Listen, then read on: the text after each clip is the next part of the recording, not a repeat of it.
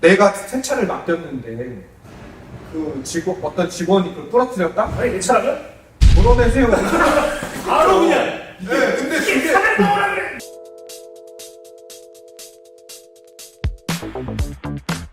안녕하십니까. 그리고 쭉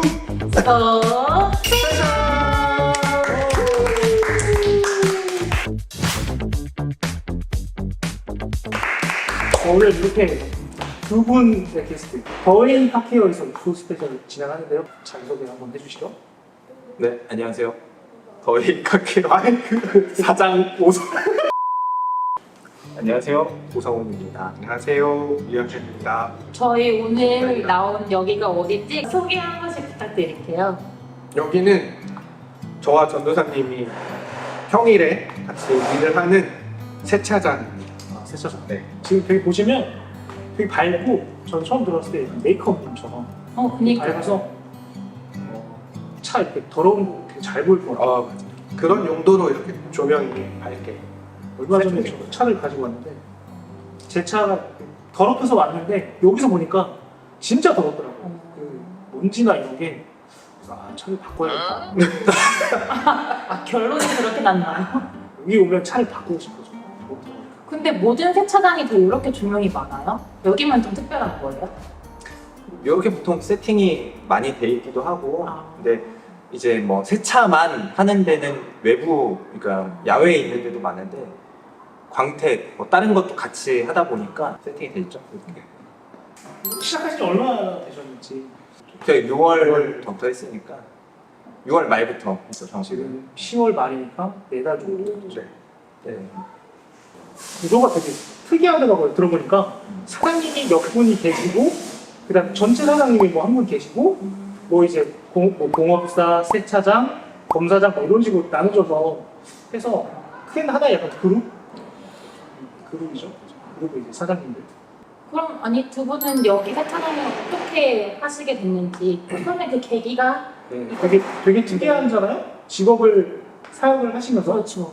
세차장을 이제 하게 된 그 계기가 되게 많은 분들이 뭐 아실 수도 있지만 궁금해하실 것 같아요. 그래서 스토리를 좀 잠깐 소개해 주시면 좋을 것 같아요. 올해부터 입장 제일교회에서 사역을 하면서 갑자기 목사님이 저희를 부르시더니 세차장 해볼 생각 없냐고 권유를 하셔가지고 4월에 이야기 듣고 나라에서 하는 프로그램을 통해서 세차 관련된 기술들을 한꺼번에 쫙 배웠죠. 그래서 배우고 바로 시작하게 된 거예요. 제가 듣기로는 화성으로 가서 배웠다고 들었는데 그러면 얼마나 배우신 거예요?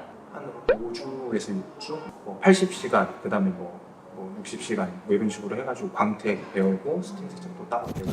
누군가가 이제 제안을 하셨을 때 쉽지 않은 마음이었을 것 같은데 이거에 대해서 좀 얘기를 좀 해주시면 좋을 것 같아요. 제가 원래 따로 하던 게 있기도 했고 원래 쉽게 결정을 막 잘 내리는 성격이 아닌데 이번에 유 목사님도 같이 오시기도 했고 뭔가 하나님이 진짜 뭔가 딱 해보라고 하시는 건가? 라는 고민을 그때 막 설교도 그렇고 내용들이 그런 이야기들이 계속 있었던 것 같아요. 그러는 와중에 제안이 들어오니까 그냥 해봐야겠다. 뭐 내가 살아있는 거에 대한 의미를 계속 뭔가 사인이 주어지면 한번 해보자 이런 식의 고민들을 하던 차였기 때문에 그랬던 거 이렇게 그냥 반응을 이렇게 했던 것 같아요. 저는 올해가 완전히 제 어떻게 보면 인생에서 제일 급격한 변화나 도전이나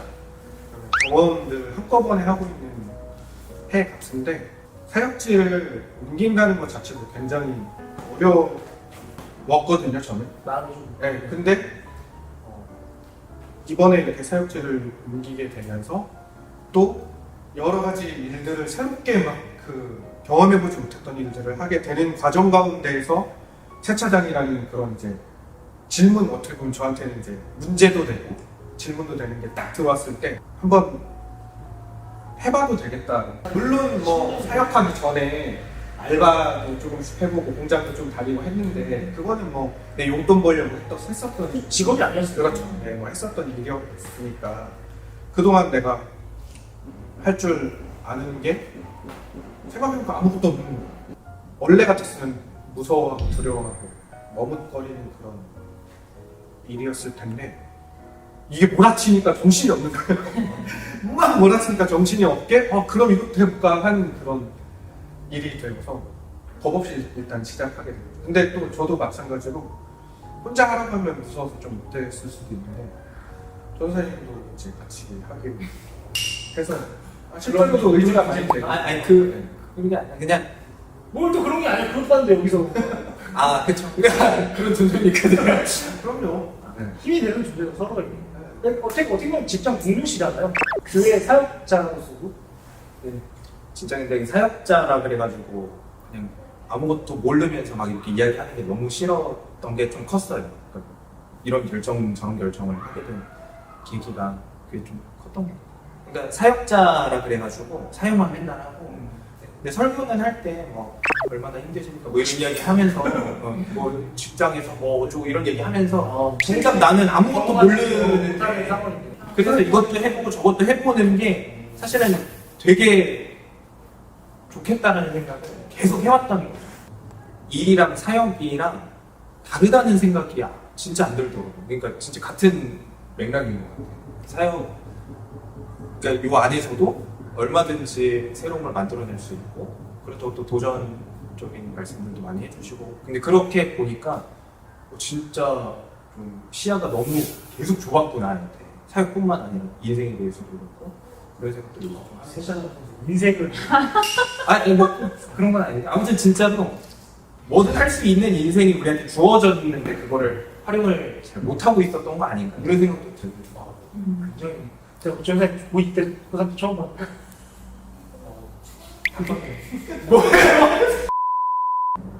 망해도 망한다는 걸 지금 미리 생각하는 건 아닌데 그 들어가는 뭐 시간 막 이런 거 계산해보면 그럴 수 있잖아요. 중간중간에 그런 마음이 안 드는 건 아니거든요. 그런 게 안 될 수가 없을 것 같아요. 왜냐면 시간이 어쨌건 계속 물리적으로 들고 그 다음에 그렇다고 해서 재정적으로 안 들어가는 것도 아니고 부담이 없는 것도 아닌데 비록 지금 뭐 돈을 많이 벌거나 그런 건 아니지만 시작하는 단계고 사실 이거 보시는 분들이 알아야 되는 게뭐 스토리를 좀 아시는 분도 있겠지만 여기가 돈을 막 엄청나게 벌고 그런 건 아니잖아요 지금. 좋아 보이는데 세차잡고 막 이런 게 우리가 생각하기거든. 뭐 물론 돈을 벌려고 하는 일이긴 하지만 그러니까 진짜 사역하는 거랑 똑같은 생각이 들어. 사역을 하고 있는 그 것만 사역이 아니라 여기서 지금 세차를 하고 있는데도 어떤 마음을 가지고 세차를 하느냐에 따라서 이거 사역이랑 진짜 똑같은 생각이 들더라고요. 좀 완전 다르다고 생각했었는데 그전에. 그러면 이제 이 안에서도 분명히 다양한 이야기들도 있고 에피소드도 많으실 거 아니에요? 간간히 전해드린 게 좀 있긴 하지만 그러면 그 안에서 에피소드 속에서 이건 근데 내가 은혜로밖에 설명할 수 없었다 막 이런 이야기들이 혹시 있으면은 각자 하나씩 소개를 해주시면 비싼 차가 세차가 들어갔는데 광택하고 세차가 들어갔는데 욕심이 좀 나는 거예요. 잘해야겠다. 잘해주고 싶다. 근데 그 외제차였거든요.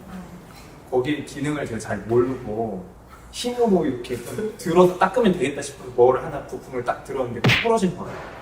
딱 소리와 함께.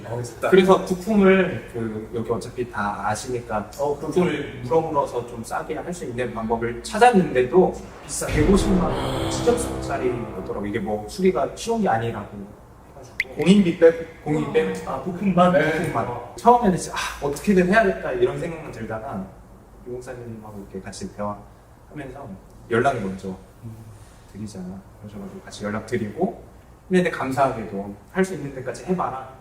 저희가 뭐 본드 막 강력 초강력 본드 뭐 이런 시멘트도 붙이는 본드라고 했는데 절대 안 붙어. 그게 굉장히 작은 시멘트 붙이는 거. 그런 부품이라고 해요. 네. 되게 얇고 해서 붙어지지가 않아요. 사실 그때 좀 재정적으로 많이 힘들었던 상황이거든요. 그때가 뭐 월세도 낼 수 있을까, 뭐를 또 깨고 좀 대출이라도 받아야 되나, 뭐 여러 가지 고민이 들 만큼. 근데 그러던 차에 사고가 이렇게 일어나니까 정말 머리가 많이 하얘졌던 것 같아요. 그냥 멍하고 어떻게 해야 되지? 빨리 어떻게든 해결해야겠다. 막 온갖 방법을 다 동원해서라도 이걸 어떻게든 만들어내야 된다, 붙여놔야 된다, 이런 생각이 엄청 강하게 들었었죠. 그래서 매일 아침에 그분 내 있는 데로 가가지고 차 갖고 와서 또 하루 종일 막 몇 시간씩, 점심도 솔직히 제대로 못 먹었던 것 같아요. 지금 생각해보면 계속 붙이고 떨어지면은 또 다른 방법 시도해보고, 근데 결과적으로는 그게 안 되는 거죠. 망연자실하고 있었던 차인데, 근데 결과적으로는 그렇게 한 3일을 들고 있었는데 그걸 어떻게든 해보겠다고. 야, 뭐 안 됐어요. 근데 그분이 전화가 먼저 오셔가지고 괜찮다. 먼지만 닦아주고 보내달라. 자기가 알아서 하겠다. 근데 그때 되게 그 탕감받은 느낌이 딱 드는 거 있죠. 일을 한 지 얼마 안 됐을 때, 그 초기에 한 번은 컴플레인을 되게 심하게 받은 적이 있어요. 여러 가지를 다 하고, 그다음 서비스도 이렇게 하고, 나름대로 최선을 다했다고 생각을 했는데, 제가 느끼기에는 정말 좀 심하다 싶을 정도로 억울하다는 느낌이 들 정도로 컴플레인을 받은 적이 있거든요. 결국엔 돈도 못 받고 아무것도 못 받았어요. 인격 모독 막 당하는 것 같고. 그래서 이 일을 그날 막 복귀하면서 눈물이 막 나더라고요. 실제로 얘기를 막 하면서 저도 모르게 막 울분인 것 같기도 하고, 막 되게 속상하기도 하고. 그것 때문에 기분이 좀 언짢은 그런 시간이 좀 지났었는데 150만 원을 상담받은 그게 일단 있으니까 관계 이런 걸 떠나서 하나님이 뭔가 말씀하시는 것 같은 느낌이 진짜 드는 거예요, 실제로. 내가 세차를 맡겼는데 어떤 직원이 그걸 부러뜨렸다? 아니 내 차라면 물어내세요. 바로 그냥 네, 근데 그게 그냥 이런 거지. 그렇게 화는 안 냈겠지만 화내시나 봐요? 저는 바로 아니 실제로 얼굴까지 딱 이러고 그런 적이 있었죠. 유 목사님도 그런 경험 혹시 그런 묵상 혹시 있으셨어요? 묵상은 아니고 참 감사함을 느끼는 그 통로들이 사람을 통해서 많이 그렇게 느끼게 된 것, 요 근래 저도 저 혼자 막 일이 막 너무 몰려가지고 혼자 정신없이 차를 여기저기 갖다 주고 막 그런 상황에서 제가 사고를 냈어요. 딴 생각을 했는지 앞차한 사이에 앞차를 제가 받은 거예요. 포도를 싣고 어디 경매장으로 가시는 분이었거든요. 그 포도는 아마 상했을 거다. 이거 상품 가치가 없어진다. 이게 좀만 충격이 돼도 그 안에서 한두 알이라도 떨어지면 경매에 못 내민다. 그래가지고 일단 제가 잘못한 거니까 죄송하다고 말씀을 드리고 여차저차 이야기를 해서 그 안에 실려있는 포도를 제가 다 변상을 사게 된 거죠. 얼마나 네, 박스? 하나에 15,000원씩 해서 75만 원어치 70만 원인가 샀어요. 그래서 그거 포도를 가지고 여기로 가져다 여기다 박스를 쌓아놨는데 아 진짜요? 네. 여기에 이만큼 포도 박스가 쌓여 있고 저는 이제 그 사고 처리를 하고서는 그 차를 또 어디에 갖다 줘야 되는 상황에서 갖다 주고 온 사이에 어떡하지? 뭐 이걸 즙이라도 내려서 뭐 처리를 해야 되나? 뭐 70만 원 그당 이제 뭐 적은 돈이 아니잖아요. 일단은 드리긴 했지만 그래서 갔다가 왔는데 전체 반이 없어진 거예요. 옆에 사장님이 그 주변에 있는 동료 사장님들한테 다 파신 거예요. 그 사고 낸 차의 주인 사장님이 그러니까 사장님의 제 차가 아니었어요, 심지어. 지금이야 좀 웃으면서 이야기할 수 있지만, 그때 막상 사고가 딱 났을 때 머리가 하얘지고 큰일 났다 이 생각이었어요. 그리고 두 번째는 왜 나한테 이런 일이 일어나지? 라는 생각이 들더라고요. 내려서 사과를 먼저 드리고 이야기를 하면서 또 그 차에 포도가 잔뜩 실려 있다는, 이제 그 포도를 또 쓰지 못한다는 이야기를 들었을 때 와, 되는 일이 왜 이렇게 하나도 없지라는 그런 생각까지 들더라고요. 그래서 제일 처음 생각났던 사람들에게 전화를 드려서 이 일이 해결되는 과정들을 보면서 제 약함을 되게 많이 발견한 것 같아요. 말씀을 듣고 생각하고 묵상하고 요즘 그런 내용들을 계속 봤을 때 왜 나한테만 이런 일이 일어나지 이런 생각이나 왜 되는 일이 없지 막 이런 생각들은 사실 믿는 사람으로서는 적절하지 않은 생각인데 막상 내가 그런 사고가 나니까 나도 모르게 그런 생각을 하게 되더라고요. 그런데 또 일이 해결되는 과정들을 또 보면서 참 감사하다. 나는 할 수 있는 게 별로 없는데 사람들을 통해서 하나님이 또 해결해 가시는 모습들을 보게 되고 또 그 과정을 통해서 또 감사함을 고백할 수 있게 하셔서 이번 일이 그냥 단순한 사고나 해프닝으로 끝난 게 아니라 저한테는 많은 생각을 하게 해주었던 사고였던 것 같아요. 그래서 오히려 이 일을 통해서 더 많이 배웠다. 그런 생각이 들 정도로 부끄럽기도 하고 또 감사하기도 한 일이었습니다.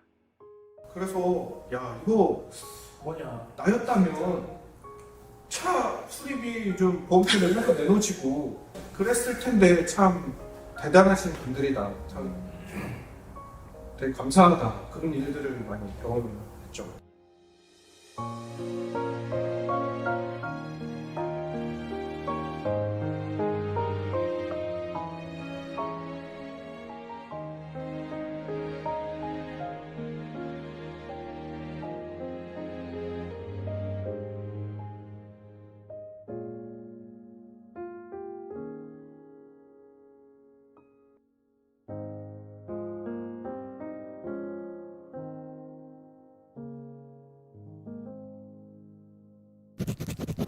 지금까지 사역을 해오면서 그전에는 결과를 만들어내야 돼요. 그래서 뭐 척이라도 해서라도 뭔가 결과만 딱 하면 되는 거였는데 여기는 잘하려고 하지 않아도 된다고 말씀을 하시더라고요. 근데 처음에 저는 되게 그게 좀 충격이었어요.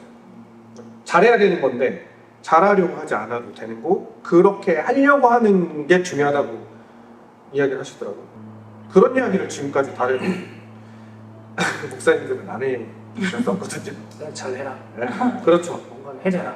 그렇죠. 미션을 주면 해내야 되고 그것을 잘못하면 혼나고 잘하는 그런 뭐 분위기였는데 근데 그거를 그렇게 말할 수 있는 게 좀 신기했고 부담이 제가 이만큼 돼 있는 상태에서 경직돼 있고 근데 그렇게 이야기를 해주셨을 때 그래도 그나마 조금 내가 또 여기서도 잘하는 척을 하려고 하고 있었고 그게 또 보이셨던 것 같고 그래도 돼요? 막 이렇게 물어보고 싶을 정도로. 혹시 오정 선생님은 어떤 이야기가 있는지 한번 소개를 해주세요. 저는 요새 이제 아들이 둘이 생겼잖아요. 아직도 사실은 잘 모르겠어요. 그러니까 아빠 사는 게 뭔지를 배워가는 단계라는 건 계속 느껴지는데 그렇다고 해서 뭘 어떻게 해야 되는지를 잘 모르겠어요. 근데 한 번은 이 첫째 오늘이가 막 말썽 부리고 둘째를 물고 이래서 엄청 심하게 혼을 냈는데 그날 밤에 제가 이렇게 자려고 다 같이 누웠는데 오늘이가 저한테 와가지고 제 팔에 앉아서 자는 거예요. 그런 적이 사실 없거든요. 엄마랑 자고 보통 제 인생은 사실 가족에 대한 게 좀 크거든요. 어디서 막 이렇게 얘기를 하고 그럴 만한 이야기가 아니어가지고 한 적은 없는데 초등학교 때 이제 부모님이 이제 좀 갈등을 겪으셔가지고 사실은 그 각자 이렇게 떨어져서 산 지 좀 됐어요. 아버지하고 어머니랑 저는 이제 어머니랑 같이 동생이랑 같이 살면서 근데 그때 막 어떻게 싸우셨는지 이런 것도 보고 저도 이제 아빠로서 그런 것들이 다시 이제 보이기 시작하는 것 같아요. 근데 그런 게 사실은 다 되게 차갑고 춥고 좀 없었으면 좋겠고 내 인생 왜 이렇게 됐나 하는 부분들에 대한 고민을 하면 항상 그런 것들이 떠올랐고 이랬는데 사건들 이면에 그분들의 이제 노력이나 어떤 마음들이 어땠을지가 요새는 같이 보이는 것 같아요. 그러니까 이게 되게 차갑다고만 생각했는데 나도 아빠가 되고 보니까 그 안에 있던 다른 이야기들이 뭔가 보이는 것 같기도 하고 사실은 되게 어떻게 보면 상황적으로 보면 좀 어렵다 뭐 이렇게 누군가는 이야기할 수도 있겠지만 사랑이라는 거를 빼놓을 수는 없겠구나. 물론 아쉬운 면도 없잖아. 있긴 있었죠. 결혼식 할 때 사실은 아버지가 못 오셨거든요. 솔직히 그런 건 좀 아쉽긴 하죠. 왜냐면 저는 어쨌건 간에 같이 하고 싶었거든요. 나의 아버지, 나의 어머니. 아버지도 사정이 있을 거예요. 그렇죠. 근데 그런 게 이해가 안 되는 것도 아니고 밉지도 않고 아들로서 사랑하고 너무 감사하고 그렇거든요. 근데 내가 아빠가 됐다는 게 참 실감이 안 나면서도 한편으로는 되게 좀 부담스럽기도 하면서도 근데 이런 과정들이 또 쌓여서 제 인생이 되고 아빠의 인생이 됐던 것처럼 오늘의 인생도 되지 않을까 싶은 생각이 들기도 하고 사실은 그 두 분이 갈등을 겪고 이렇게 조금 이렇게 떨어지기로 하셨을 때 어머니가 교회를 처음 나가셨어요. 그때 저를 데리고 나갔거든요. 그리고 거기 그 교회에서 지금 담임 목사님 만나기도 하고 그 사건이 없었으면 교회를 안 다녔을 수도 있는 거고 모르겠어요. 근데 지금 와서 해석을 해보면 하나님이 이 모든 일들 속에서도 나를 이끄신 거구나. 내가 좀 그러니까 잘 모르겠어 하고 막 아빠가 뭐지 뭐 이렇게 얘기해도 얼마든지 당연히 일하시겠구나 이런 생각을 좀 하게 되는 것 같아요. 자, 이야기를 좀 잘 들었는데요. 마지막 주짓수라는 운동을 했는데 너무 재미있고 잘 맞는 것 같은 거예요. 그래서 꾸준히 해오다가 올해 이제 좀 잠시 멈추게 됐는데 지금 파란 띠죠? 네, 좀 해보고 파란 띠 다음에 검정 띠. 아니요 보라색 띠인데 보라색 띠 이상은 가보고 싶은 마음이 있어요. 근데 주짓수 그 전에 얼마나 배우신 거예요? 3년? 오, 오래 하셨구나. 꾸준히 한 건 3년. 건강을 위해서 시작하신 거예요. 네, 스트레스가 너무 심해서 했는데 너무 좋은 거예요. 상대방을 이렇게 하면서 스트레스. 아니 그게 아니라 그걸 하면서 이상이네. 그게 아니고 아니 운동을 하면 건강하게 상대방과 합을 맞추고 그쵸. 그러면서 나의 자금을 계속 깨닫는 거야. 나 진짜 못하는구나. 난 별것도 아니구나. 좋았어요. 재밌었어요. 당해도 재밌었고 이겨도 재밌고 저도 재밌네. 저는 뭐 배우고 싶다기보다는 요새 책 읽는 거에 좀 재미를 붙여보려고 붙여보려고 붙인 게 아니라. 붙인 게 아니라. 좀 붙였어요. 내가 붙이는 것 같아. 그러니까 막 있어 보이려고 독서 이게 아니고 그냥 여태까지 책을 안 읽었잖아요 사실은. 네? 군대에서 조금 읽다가 말았거든요. 중요한 거는 읽고 싶은 걸 읽어야 되더라고 보니까. 읽고 싶은 걸 읽어야 돼. 만화책은 아닌데 아무튼 만화책이어도 그러니까 막 신앙서적 중에서도 막 되게 고서 이런 거 말고 읽고 싶은 말투가 왜 그래? 신앙서적. 내 신앙 얘기할 때마다 제가 신앙서적을 나쁘게 말하는 거 아니에요. 졸업하는데. 좋은 거예요. 좋죠. 어쨌든 좋은 책, 재밌는 책, 잘 읽히는 책 읽으니까 좋더라고. 자, 이제 퀴즈를 풀어보는 시간을 갖고 상품을 두 분이시지만 만약에 퀴즈를 맞춰서도 상품권은 하나만 나간다는 사실 기억해 주시고 자, 문제 드릴게요. 몹시 두려워서 벌벌 떨며 조심함이라는 사자성어는 시경의 소민편에 나온 말이다. 이 사자성어는 무엇일까요? 두려워서 떨어서 조심함. 저희가 잘 아는 거예요. 그럼요. 사자성어입니다. 몹시 두려워서 넌센스예요? 아니에요. 사자성어라니까요? 사자성어 널센스 아니 막 이상한 말도 해가지고. 아니라고 자, 몹시 똘똘 아니 이건 한 거예요. 시간을 많이 낼 수는 없어요. 몹시 두려워서 덜덜 떨며 10초를 드리겠습니다. 추워함? 뭐라고요? 끝에 몹시 두려워서 벌벌 떨며 조심함. 힌트 하나만 일단. 자, 이거 힌트. 아, 이거 너무 힘들다. 자, 5초 드리겠습니다. 네? 5, 4, 나 이거 아는데. 이. 좌불안석. 1. 자, 정답은요? 후덜덜덜. 좌불안석. 자, 정답은 전전긍긍. 감사합니다. 네. 퀴즈를 못 맞추셨으니까. 근데 이거 못 맞춰도 상품을 드리죠. 맞아요. 저희는 못 맞춰도 상품을 드리는 해자 프로그램. 약간 힌트가 너무 완벽했는데 사실 그걸 못 맞춘다는 거는 그냥 후덜덜덜 이후로 뇌가 갑자기 나오지를 않으니까 이걸 뽑을 수밖에 없겠네. 자, 라라라라라. 야, 좋은 게 있어요. 돋보기 건전지 별매. 책 보신다네요. 따다다다. LED 돋보기. 너무 좋다. 자, 오늘 더웨이 카케오에서 이야기를 좀 나눠봤는데요. 혹시 오늘 어떠셨나요? 뭐 못했던 이야기들 사실은 저희는 듣기 많이 듣고 말하기도 많이 하지만 그래도 안 하게 되는 주제들이 있잖아요. 그런 것도 좀 이야기해볼 수 있는 기회가 생겨서 좋았던 것 같아요. 좋았어요. 저도 진행하는 맞아요. 얘는 원래 MC인데 맞아요. 제가 오늘 대신 나왔잖아요. 네.